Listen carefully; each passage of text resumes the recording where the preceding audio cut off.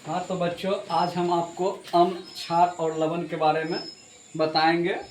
अम्ल क्या है, क्षार क्या है और लवण क्या है। तो अम्ल, क्षार और लवण हम लोग बचपन में पढ़ते थे अम्ल के बारे में। तो अम्ल के बारे में हम लोग बचपन में जानते थे, जो स्वाद में खट्टा होता है उसे हम अम्ल कहेंगे।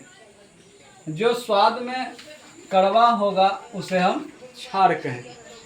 लेकिन ये हर चीज़ पे लागू नहीं होता। अब मान लिया जाए आप स्वाद में खट्टा कहने की अगर बात करते हैं, अगर हर पदार्थ को हम स्वाद से तो चेक नहीं कर सकते हैं। अगर हम सल्फ्यूरिक अम्ल को जीभ में लेंगे तब क्या होगा। तो ऐसे कंसेप्ट को क्लियर करने हेतु हर वैज्ञानिक ने अपना अपना मत दिया। जैसे आर्हेनियस ने कहा, कोई भी जो पदार्थ जल में घुलकर हाइड्रोजन आयन प्रदान करेगा उसे हम अम्ल कहेंगे।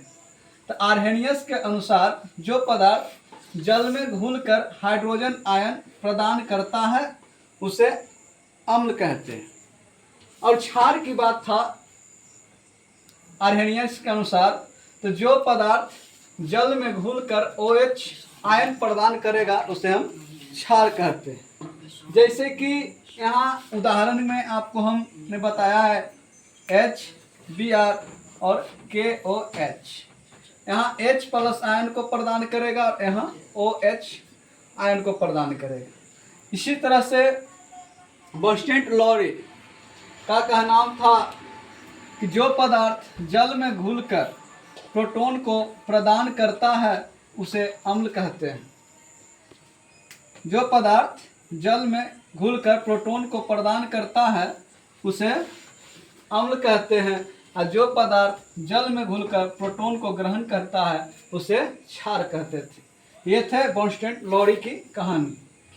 फिर इसी तरह से अम्ल, क्षार, लवण और अम्ल, क्षार, लवण की कहानी को आगे की ओर और पढ़ते हैं। कुछ पदार्थ और उनमें पाए गए अम्ल, ये सब एग्जाम के व्यू से बहुत ही इम्पोर्टेंट है। पदार्थ और उनमें पाए जाने वाले अम्ल, जैसे एग्जाम और में ये सब बहुत सारे क्वेश्चन आते हैं जो कि एग्जाम के व्यू से बहुत ही VVI है। जैसे कि इमली में एग्जाम में पूछ दिया जाता है कौन सा अम्ल पाया जाता है, तो टार्टिक अम्ल पाया जाता है। उसी तरह से सेव की बात करें तो सेव में मौलिक अम्ल पाया जाता है। सिरका में एसिटिक अम्ल पाया जाता है। उसी तरह से चाय में टैनिक अम्ल पाया जाता है। और दूध दही में आप लोग बचपन से ही जानते ही होंगे और जानते ही हैं, लैक्टिक अम्ल पाया जाता है। लाल चींटी और बिच्छू में फॉर्मिक एसिड पाया जाता है और नींबू में साइट्रिक अम्ल पाया जाता है।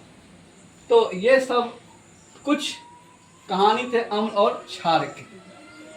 तो अम्ल के बारे में आपको हमने बताया कि अम्ल स्वाद में खट्टा होता है, क्षार स्वाद में कड़वा होता है। लेकिन यह चीज़ हमेशा हर चीज़ पे लागू नहीं होती है ना। इसलिए आगे चलकर कुछ वैज्ञानिकों ने अपना